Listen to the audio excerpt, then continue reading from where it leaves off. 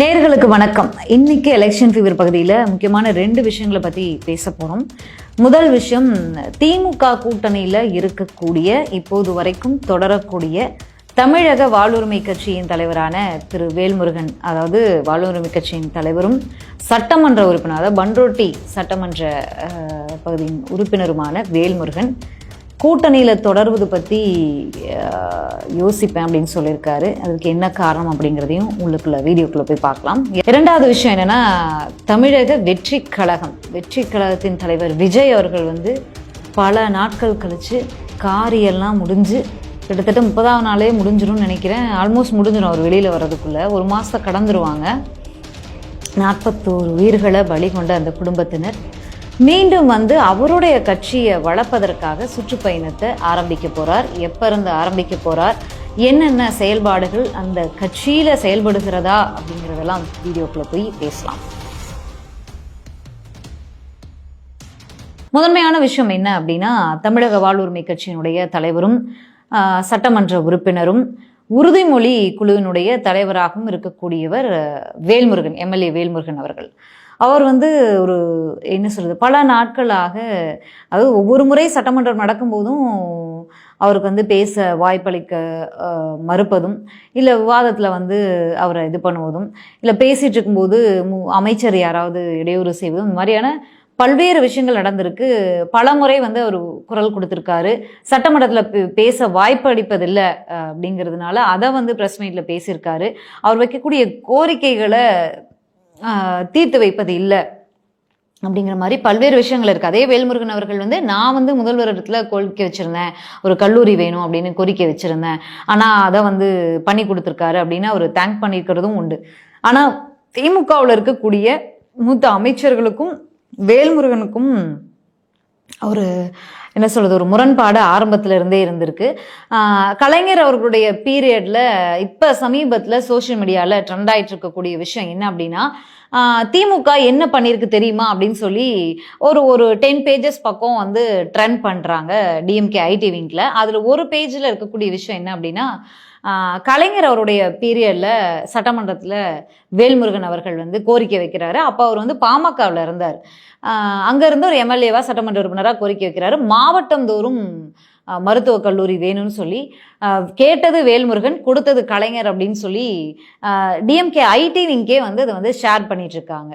இப்போ வைரல் ஆகிட்டு இருக்கக்கூடிய ஒரு விஷயம். அப்படி ஒவ்வொரு முறை சட்டமன்றம் வரும்போதும் அந்த பகுதி மக்களுக்காக பல்வேறு கோரிக்கைகளை வேல்முருகன் அவர்கள் கேட்கிறாரு. அதை போக ஒரு கட்சியின் தலைவராக தமிழ்நாட்டில் என்னென்ன பிரச்சனைகள் இருக்கு அப்படிங்கிற விஷயத்தையும் குரல் கொடுக்கிறார். அது பல நேரங்களில் வாக்குவாதத்தை கிளப்பி விடுவதும், அவருக்கு பேச வாய்ப்பு மறுக்கப்படுவதும், இந்த மாதிரியான ஒரு சூழல் இருக்கு. அது போக அவங்களுடைய கட்சியின் சார்பாக, தமிழக வாழ்வுரிமை கட்சியின் சார்பாக வைக்கக்கூடிய கோரிக்கைகள்ல பல கோரிக்கைகள் இன்று வரைக்கும் தீர்க்கப்படாமல் இருப்பது, மிக பெரும் கோரிக்கைகளான இந்த ஆணவ படுகொலைகளை தடுப்பதற்கு தனிச்சட்டம், இது மாதிரியான பல்வேறு விஷயங்கள் இருக்கு. அவர் மூலியமாக வைக்கப்பட்ட கோரிக்கைகள் பல இன்னும் தீர்க்கப்படாமல் இருக்கு. அப்படிங்கிறதுனால அதுலயும் ஒரு மன வருத்தத்துல இருக்காரு.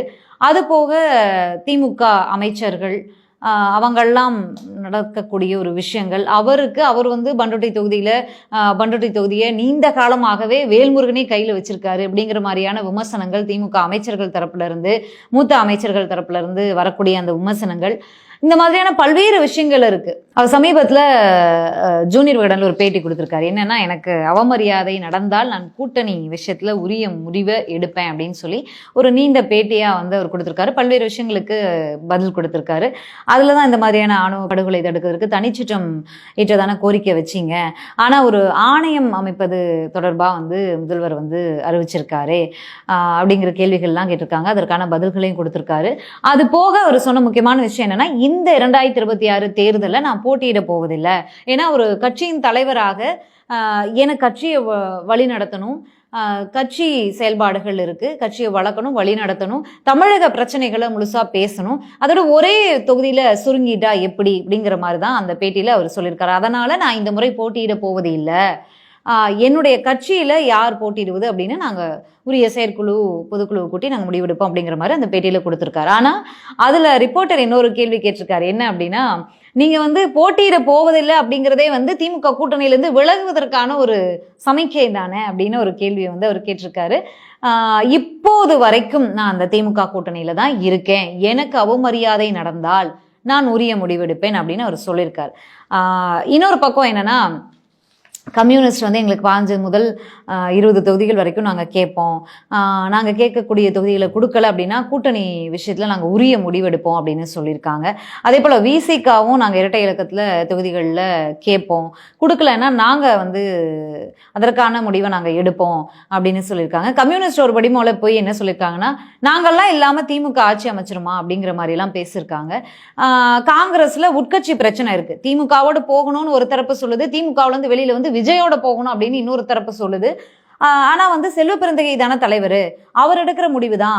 மேலிடத்துல வந்து ராகுல் காந்தியும் MK ஸ்டாலின் அவர்களும் ரொம்ப நெருங்கிய நட்பு ஓட்டத்தில் இருக்காங்க, ஒரு அண்ணன் தம்பி உறவுல இருக்காங்க, கண்டிப்பா கூட்டணி மாறாது அப்படின்னு அவங்க தரப்புல இருந்து சொல்லப்படுது. ஆனா விஜய் வந்து இந்த பாதிக்கப்பட்ட மக்களை சந்திப்பதற்கான அந்த தேதியை தள்ளி போடுவதே வந்து சுயநலமாக ராகுல் காந்தி அவர்கள் சந்திக்க வரப்போறாரு, அவர் சந்திக்கும் போது நம்மளும் போனோம்னா அங்க ஒரு மீட்டிங்கை நடத்திடலாம், அங்க ஒரு பேச்சுவார்த்தையை நடத்திடலாம் அப்படிங்கிற ஒரு சுயநலத்துல தான் இந்த டேட்டை தள்ளி போட்டுக்கிட்டே இருக்காரு அப்படிங்கிற ஒரு தகவலும் இருக்கு. ஆக திமுக வந்து இந்த கூட்டணியை எந்த அளவுக்கு ஸ்ட்ராங்கா கொண்டு போறாங்களோ அப்போதுதான் அவங்களுக்கு வெற்றி வந்து உறுதி அப்படிங்கிற ஒரு சூழல்ல கூட்டணி கட்சியினர் எல்லாருமே ஒரு மன வருத்தத்துல இருக்கும்போது இதை வந்து திமுக தலைவரும் முதலமைச்சருமான MK ஸ்டாலின் வந்து எப்படி இதை கையாளுறாரு, எப்படி இவங்களை வந்து இவங்களோட கோரிக்கைகள் இவங்களோட மன வருத்தங்களை எல்லாம் நீக்கி அதே போல மூத்த அமைச்சர்களுக்கும் மிக பெரும் பாடம் எடுக்க வேண்டிய ஒரு சூழல் வந்து முதலமைச்சருக்கு இருக்கு. எவ்வளவு முறை பாடம் எடுத்தாலும் வந்து ஒரு மனக்குமுறலாவே பதிவு பண்ணா கூட எனக்கு தூக்கம் இல்லை, உங்களால தூக்கம் இல்லாம இருக்கேன் நான் அப்படின்னு பதிவு பண்ணா கூட ஒரு கட்சியினுடைய பொறுப்புல இருந்து நீக்கி அமைச்சர் பொறுப்பையும் புடுங்கிட்டு விட்டா கூட இவங்கெல்லாம் மாறுற மாதிரி தெரியல. ஸோ அதனால என்ன நடக்க போகுது அப்படிங்கிறது ஒரு மிக பெரும் கொஸ்டின் மார்க்கா தான் இருக்கு. நான் முன்னாடி வீடியோலயே பேசியிருந்தேன், அதிமுகவும் பாஜக வந்து கூட்டணி அமைக்கிற விஷயத்துல ரொம்ப ஸ்ட்ராங்கா ஈடுபடுறாங்க, பாமக போய் சந்திக்கிறாங்க, பாமக உடஞ்சிருக்கு. இப்ப NDA கூட்டணின்னு பார்த்தா திமுக கூட்டணி இருக்காங்க, கூட்டணிக்குள்ள இவ்வளவு பிரச்சனைகள் இருக்கு, மிக பெரும் தலைவலி இருக்கு அப்படின்னா கூட அவங்களுக்கெல்லாம் வந்து ஆப்ஷன்ஸ் இன்னைக்கு இருக்கு அப்படிங்கும்போது அவங்களாம் யோசிப்பாங்க, கூட்டணியிலேருந்து வேல்முருகனோ இல்லை செல்வ பெருந்தகையோ அவர் முடிவெடுக்க முடியாது, விசிகாவோ கம்யூனிஸ்ட் இவங்கெல்லாம் போயிட்டா திமுக கூட்டணிக்கு வெற்றி அப்படிங்கிறது மிக பெரும் கொஸ்டின் குறியாயிரும், ஒரு கேள்விக்குறியாயிரும். வெற்றி சாத்தியமா அப்படிங்கிறதே வந்து யோசிக்க வேண்டிய விஷயம் ஆயிரும். அப்ப திமுகவுக்கு கூட்டணி ரொம்ப முக்கியம், கூட்டணி கட்சி தலைவர்கள் ரொம்ப முக்கியம். அதை வந்து முதல்வர் உணர்ந்து செயல்படுறாரு, ஆனா அமைச்சர்கள் செயல்படுறாங்களா அப்படின்னா மிக பெரும் கொஸ்டின் மார்க் தான். முதல்ல கூட்டணி கட்சி தலைவர்களை சமாதானப்படுத்துறதுக்கு முன்னாடி கட்சியில திமுக அமைச்சர்களை மூத்த உறுப்பினர்களை முதலமைச்சர் வந்து பார்த்து பேசி அவங்கள தன்னோட கண்ட்ரோல்ல வச்சுக்க வேண்டிய ஒரு சூழல் வந்து இருக்கு. என்ன நடக்குது அப்படிங்கிறத பொறுத்திருந்து தான் பார்க்கணும். ஆனா அதிமுக வந்து கூட்டணியை ஃபார்ம் பண்றதுலயும், அதிமுக NDA கூட்டணியில யார் இருக்காங்க அப்படின்னா பாஜக அதிமுக 2 பேர் தான். தாவேக்காவை எப்படியாவது இழுத்தணுங்கிறதுல ஒரு பெரும் முயற்சியில இருக்காங்க. அது போக கூட்டணியில இப்ப யாருமே இல்லை. அப்படி இருக்கும்போது மற்றவங்களை எல்லாம் எப்படி வளைச்சு உள்ள போடுறது அப்படின்னு தமிழகத்திற்கு பாஜக தேர்தல் பொறுப்பாளர் இருப்பார் இல்லையா, அவர் அழைச்சு ஒவ்வொருத்தரா சந்திப்பதற்கெல்லாம் இந்த மாத இறுதியில இப்ப ஆரம்பிச்சிட்டாங்க. பாமக அன்புமணி ராமதாஸ் அவர்களை ஏற்கனவே சந்திச்சு பேசிட்டாரு தமிழக தேர்தல் பொறுப்பாளர். அடுத்தது வந்து ராமதாஸ் அவர்களை சந்திச்சு பேச இருக்காரு. ஏற்கனவே அதிமுகல இருந்து பேசிக்கிட்டு இருக்காங்க ராமதாஸ் ஐயா அவர்களோட. 2 பேரும் இணைஞ்சு செயல்பட்டாதான் வந்து கூட்டணிக்கு பலமாக இருக்கும் அப்படின்னு பலமுறை சந்திச்சு பேச்சுவார்த்தை நடத்திக்கிட்டே இருக்காங்க. நடத்தும் போது அவருக்கு ஒரு முக்கியத்துவம் கொடுக்குறாங்க அப்படிங்கும்போது அவர் இறங்கி வர்றதுக்கு வாய்ப்பு இருக்கு. அப்ப NDA கூட்டணி ஸ்ட்ராங்கா பலம் ஆயிடுச்சு, ஸ்ட்ராங்கா செட் பண்ணிட்டாங்க அப்படின்னா திமுகவுக்கு மிக பெரும் சவாலா இருக்கும். அப்ப கூட்டணி கட்சி தலைவர்களை இந்த மாதிரி டீல் பண்ணா எப்படி இருக்கும்? திமுகவுக்கு இருக்கிற பெரும் பிரச்சனை இதுதான். சக தலைவர்களுக்கு, சக கட்சி தலைவர்களுக்கு உரிய மரியாதை கொடுக்கணும், திமுக வெற்றிக்காக பாடுபடக்கூடியவங்களுக்கு மரியாதை கொடுக்கணும் அப்படிங்கிறதெல்லாம் எப்படி புரிய வச்சு தேர்தலை சந்திக்க போறாரு அப்படிங்கிறது நமக்கு தெரியல.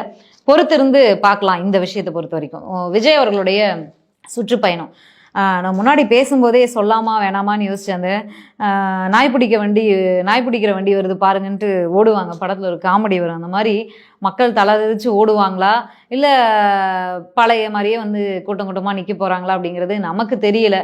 இந்த 41 பேர் உயிர் பலி ஆகியிருக்கு. அதுலேருந்து நம்ம நினச்சி பார்த்தாவே நமக்கு மீண்டும் அந்த ஒரு இதுக்குள்ளே அந்த ஒரு சூழலுக்குள்ளே நம்ம போயிடுறோம். நம்ம மீட்டெடுக்கிறதுக்கே பல மணி நேரங்கள் ஆகுது. அப்படிப்பட்ட ஒரு சம்பவத்துல அந்த குடும்பத்தினரே அந்த சம்பவத்துல இருந்து மீண்டு வந்து விஜய் அவர்களை பார்த்தா போதும், என் புள்ள உயிர் எதுக்காக போச்சு, விஜய் பார்க்கணும் தானே போச்சு, விஜய் அவர்கள் வந்து என் பிள்ளையோட போட்டோவோட நின்று ஒரு போட்டோ எடுத்தா எனக்கு மனசாந்தி அடைச்சிடும், அவனும் சாந்தி அடைச்சிடும் அப்படின்னு சொல்ற ஒரு அதெல்லாம் வந்து கேட்க முடியல, பார்க்க முடியல. சமூக வலைதளங்கள்ல பிரியாணி அபிராமிக்கும் இவங்களுக்கும் என்ன வித்தியாசம், அப்படிலாம் நிறைய விஷயம் போயிட்டு இருக்கு. நம்ம அதுக்குள்ளெல்லாம் போக வேணாம். சமூகம் எங்கே போயிட்டுருக்கு அப்படிங்கிறது நமக்கு புரியலை. ஒரு வயசானவங்க இறந்துட்டாவே நம்ம அதுலேருந்து மீண்டு வர்றதுக்கு பல நாட்கள், பல வருடங்கள், மாதங்கள் கூட ஆகலாம். பெற்ற பிள்ளையை இழந்துட்டு எப்படி அவங்களால சகஜமாக அதுலேருந்து மீண்டு வர முடியல, விஜயோட ஃபோட்டோ எடுத்தால் போதும் அப்படின்னு சொல்கிறத வந்து நம்மளால் ஏற்றுக்கவே முடியல. நான் என்னுடைய நிலைப்பாடு அதுதான். உங்களுடைய கருத்து என்ன அப்படிங்கிறது வந்து கமெண்ட்ஸ்ல சொல்லுங்க.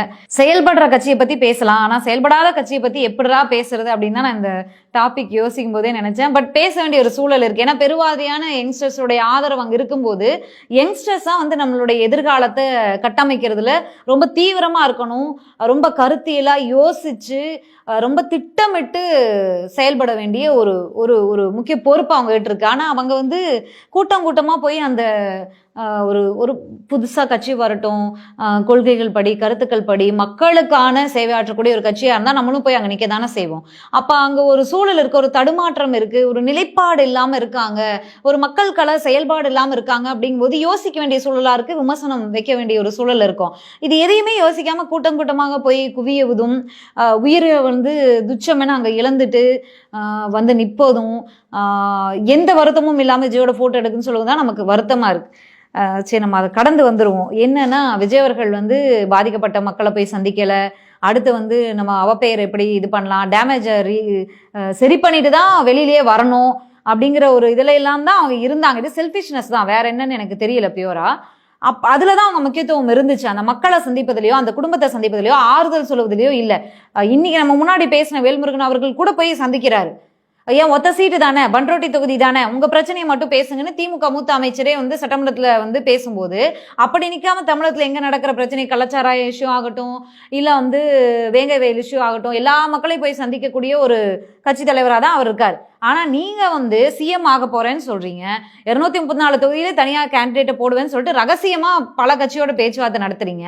அப்படிப்பட்ட தலைவர் அந்த மக்களை போய் சந்திக்கல, உங்க மூஞ்சியை பார்க்கணும்னு வந்து நின்ன மக்கள் இறந்திருக்காங்க, அந்த ஒரு குற்ற உணர்ச்சி கூட இல்லாம போய் சந்திக்காம இப்ப வரைக்கும் 2ஆம் கட்ட தலைவர்கள் கூட போய் சந்திக்கல. ஆனா என்ன பண்ணிட்டு இருக்காங்கன்னா, காங்கிரஸ் தலைவர் ராகுல் காந்தி வரப்போறாரே, அவர் வரும்போது அவரை எப்படி சந்திக்கலான்னு பிளான் பண்ணிட்டு இருக்கிறது தாவேகா விஜய். அது போக குடும்ப ஜோசியரை வேற பார்த்துட்டு இருக்காங்க, எந்த தொகுதியில போட்டிட்டா விஜய் வெற்றி பெறுவாரு, அது பெருவாரியான வாக்கு வித்தியாசத்துல வெற்றி பெறணும் அப்படின்லாம் வந்து பிளான் பண்ணிட்டு இருக்காங்க. இதெல்லாம் நமக்கு தெரியும், மக்களுக்கு தெரியுமா? தெரியாது. அபிஷியலா போட்டோவோட காட்டினாதான் ஆதாரம் கேட்பாங்க மக்கள். அப்படிங்கிறதுனால நம்ம இது வந்து ஒரு கட்டத்துக்கு மேல பேச முடியல. இப்படி ஒரு சூழல்ல விஜய் வந்து இப்ப என்ன திட்டமிடல இருக்காருன்னா, அடுத்தடுத்து கட்சி நிர்வாகிகளோட பேச்சுவார்த்தை நடத்திக்கிட்டு இருக்காரு. ஆனா அரசியல் கட்சி ஒண்ணு வந்து ரகசிய பேச்சுவார்த்தையிலேயே கட்சி நடத்துறது அப்படிங்கிறது நான் இதுதான் புதுசா பாக்குறேன். எனக்கு ரொம்ப வித்தியாசமா தான் இருக்கு. என்ன அப்படின்னா, நவம்பர் முதல் வாரத்துல மீண்டும் மக்கள் சந்திப்புகள்ல விஜய் ஈடுபட போறார். ஆனா வந்து இந்த மாதிரியான ரோட் ஷோ இல்லாம பொதுக்கூட்டம் மாதிரி ஒரு அவுட்டர் பிளேஸ்ல மக்களை சந்திச்சு நடத்துவதற்கான பிரச்சாரம் நடத்துவதற்கான ஏற்பாடுகள்ல தீவிரமா இறங்கியிருக்காங்க அப்படிங்கிற தகவல் தான் வந்திருக்கு. ஒரு சில தினங்கள்ல அபிஷியலான அறிவிப்பு வர இருக்கு அப்படிங்கிறதான் தகவல்.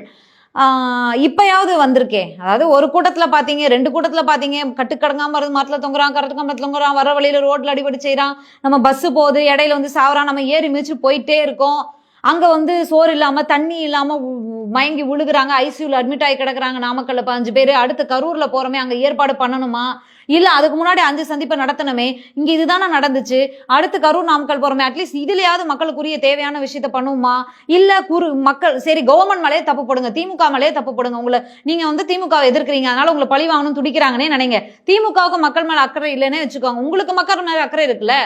அப்போ இந்த மாதிரி இடங்கள்லாம், இந்த சின்ன இடம்லாம் நமக்கு பத்தாது, நம்ம வெளியில பொது வழியில வந்து நின்று சந்திச்சுப்போம் அப்படின்னு சந்திச்சிருக்கலாம்ல.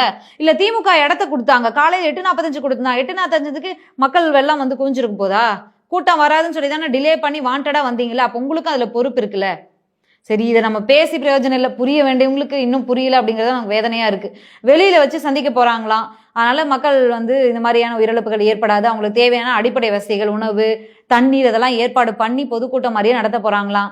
இப்பயாவது வந்திருக்கேன். ஏன் இப்ப வந்திருக்குன்னா, சுப்ரீம் கோர்ட் வரைக்கும் போயாச்சு, இனியும் அது மாதிரி நடத்தினா இனி வந்து அவங்க கட்சி நடத்த முடியாது இல்லையா? அதனால வந்து இப்படியான திட்டமிடலை பண்ணியிருக்காங்க. ஏற்கனவே பலர் மயக்கம் போட்டு விழுந்து பலர் இறந்தப்பெல்லாம் அவங்களுக்கு அந்த புத்தி வரல. கரூர்ல பெரிய இழப்புகள் நடந்ததுக்கு அப்புறம் தான் புத்தி வந்திருக்கு. இனியாவது வந்திருக்கே அப்படிங்கிறது நமக்கு சந்தோஷம் தான். இனியும் போய் குவிய தானே போறாங்க. மக்கள் யோசிச்சு முடிவெடுக்கட்டும். இன்னொரு முக்கியமான செய்தியோடு நம்ம பேசுவோம். நன்றி, வணக்கம்.